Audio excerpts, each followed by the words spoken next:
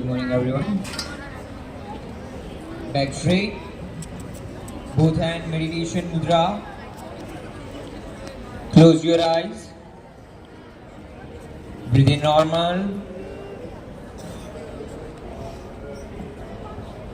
Everyone proper. Close your eyes and back straight. Face up. Now long deep breathing exercise. Counting के साथ 5 countings करेंगे. 1. Maximum breathing. Slowly breathe out. 2, 3. Breathe out. 4. Breathe out. 5. Breathe out. अब breathing movement fast करनी है. Fast in out. No body movements. Focus on your breathing.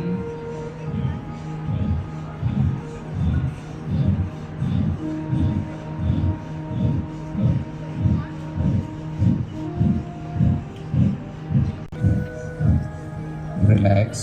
Breathe in normal. 3 times Omkar प्राणायाम करेगी. Breathe in. Maximum voice के साथ. Breathe out.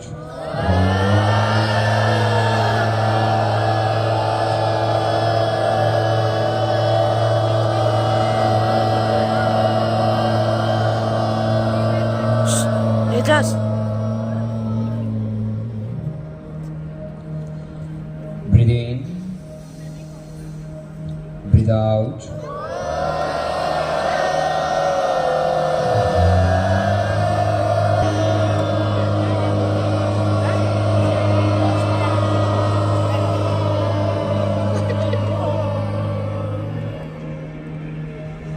Breathe in. Breathe out.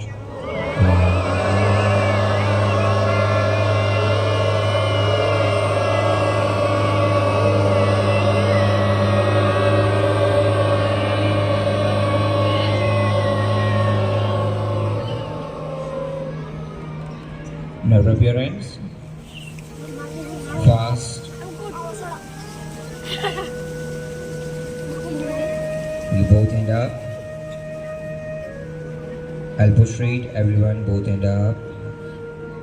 Put it on your eyes. Now slowly open your eyes and relax. की दिनन की फेर जब निके दिन आई है बनत न लगी है देर. अर्थात बुरे दिनों में हड़बड़ाने के स्थान पर शांत मन से बैठे सही समय आने का इंतजार करें, क्योंकि समय बदलने में और अच्छे दिन आते ही मन की बात बनने में देर नहीं लगती. यह सब तभी संभव है जब हमारा अपनी वाणी पर नियंत्रण होगा. कब क्या बोलना चाहिए यह सीखना अति आवश्यक है. नमस्कार, मैं रीवा मांगू क्या आज की प्रार्थना सभा में आप सभी का स्वागत करती हूँ. आज की सभा का शीर्षक है वाणी. जी हाँ, वाणी का हमारे और आपके जीवन में विशेष महत्व है. जैसा प्रयोग हम करते हैं वैसा ही प्रयोग हमारे लिए भी किया जाता है. तो आइए आज की प्रार्थना सभा की शुरुआत आज के सुविचार से करते हैं और मैं आमंत्रित करती हूँ 6th C से यश को.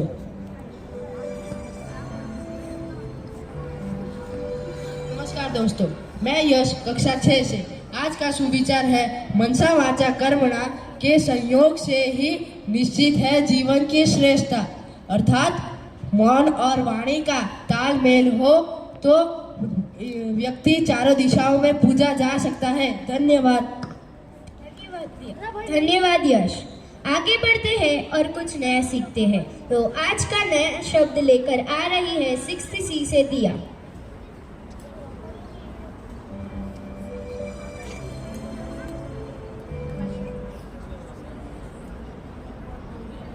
नमस्कार दोस्तों, आज का मेरा शब्द है स्वच्छंदता.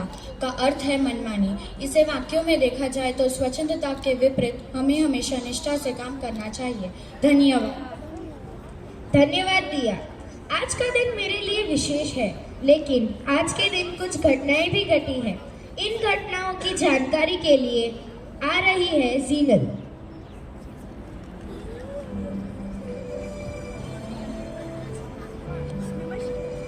नमस्कार मित्रों, आज के दिन हुए कुछ घटनाएं इस प्रकार है।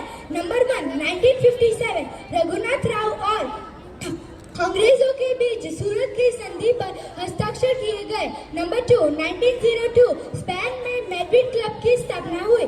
नंबर 3, 1924 महात्मा गांधी और रविंद्रनाथ टैगोर पहली बार मिले। Number 5, the times of India की प्रकाशनीय शुरुआत हुई। नंबर 6, 1991 भारत के 9वें प्रधानमंत्री चंद्रशेखर जी ने इस्तीफा दिया। धन्यवाद।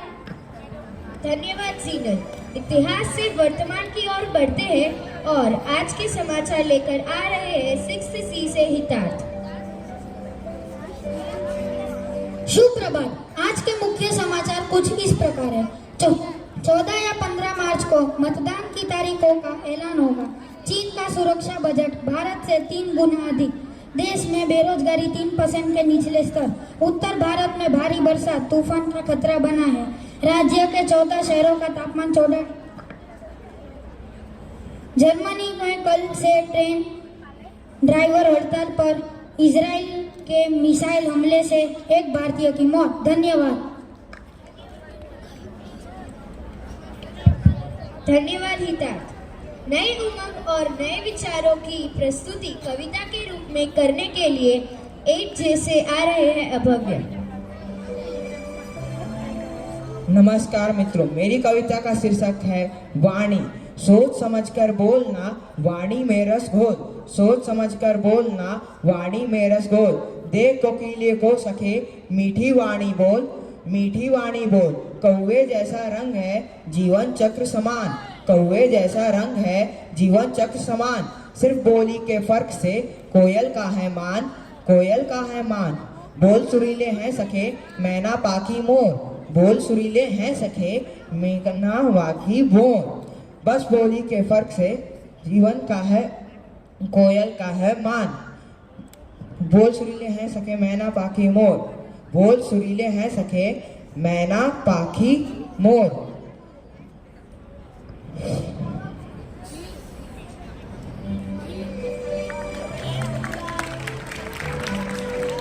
धन्यवाद अभव्य।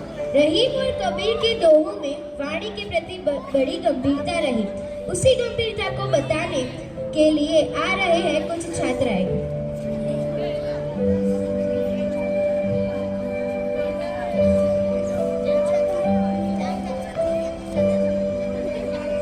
दोनों रहीम एक से, झोलो औरत नहीं। जान परत है कार्तिक ऋतु बसंत के माही। बसंत ऋतु के आते ही कोयल की मीठी कूक उसका मान बढ़ा देती है। व्यक्तियों के साथ भी ऐसा ही होता है। रहीम जी कहते हैं कि काक और कोयल की भांति हम सब बाहर एक समान होते हैं। अंतर है तो सिर्फ वाणी का। मीठी वाणी वाले व्यक्ति को सज्जन कहा जाता है, वही दुर्जन व्यक्ति अपने व्यवहार से दूर कहलाते हैं। शब्द बराबर धन नहीं, जो कोई जाने बोल। हीरे तो दामों मिले, शब्द ही मोल ना तोल। कबीरदास जी कहते हैं कि जो बोल का महत्व जानता हो वह उचित शब्दों की तुलना धन से नहीं कर सकता। हीरे का तो दाम होता है पर वाणी अनमोल होती है। शब्द सवारे बोलिए, शब्द के हाथ न पाओ।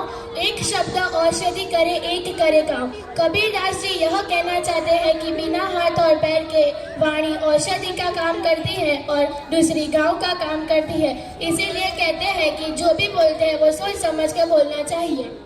तुलसी मीठे वचन सुख उपजत चहुओर। वशीकरण एक मंत्र है, तजिए वचन कठोर। तुलसीदास जी कहते हैं कि मीठे वचन बोलने से किसी का नुकसान नहीं होता। यह एक वशीकरण मंत्र की भांति है। इसीलिए हमें कठोर वाणी का त्याग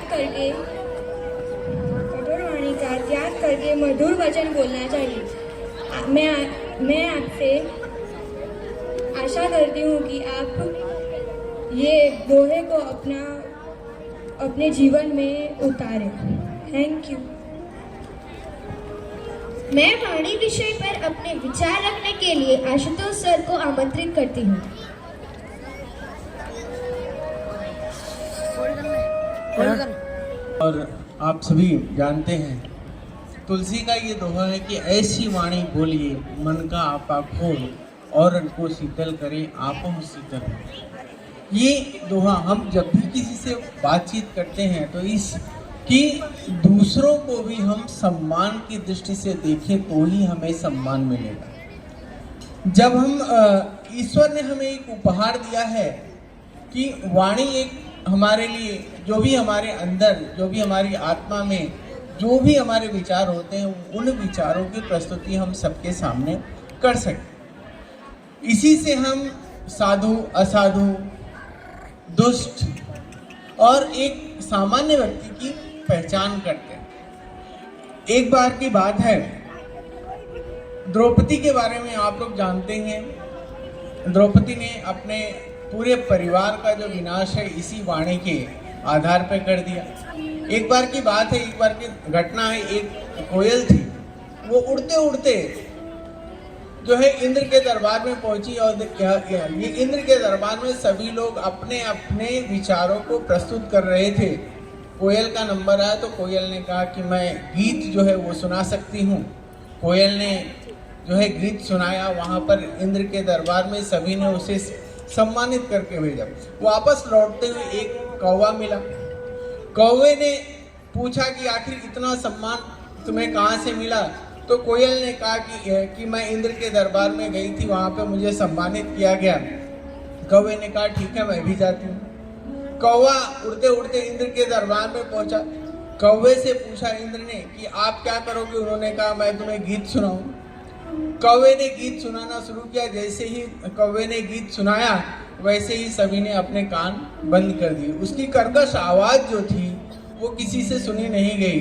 फिर भी कौवा जो है वो काँव काँव किए जा रहा था। सभी दरबारियों ने मिलकर किसी ने उसके पंख को खींचा, किसी ने उसकी चोंच को खींचा और उसे अपमानित करके भेज दिया।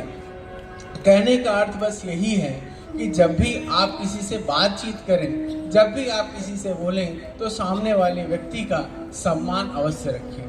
किसी को अपमानित करके या अपने आप को श्रेष्ठ हम साबित करके हम सम्मान नहीं पा सकते। जैसा आप सम्मान देंगे वैसा ही आपको सम्मान मिलेगा। धन्यवाद।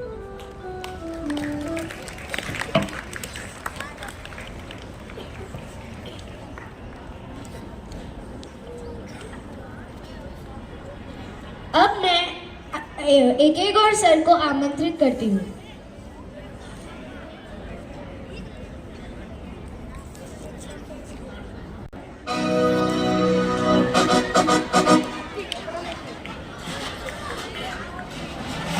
सतोगुण में मधुरता का जन्म होता है। जहाँ सतोगुण नहीं वहाँ क्लेश का राज होता है। मधुर वाणी वाले लोग अपने आसपास मधुर सुंदर व मनमोहक वातावरण उत्पन्न करते हैं। धन्यवाद।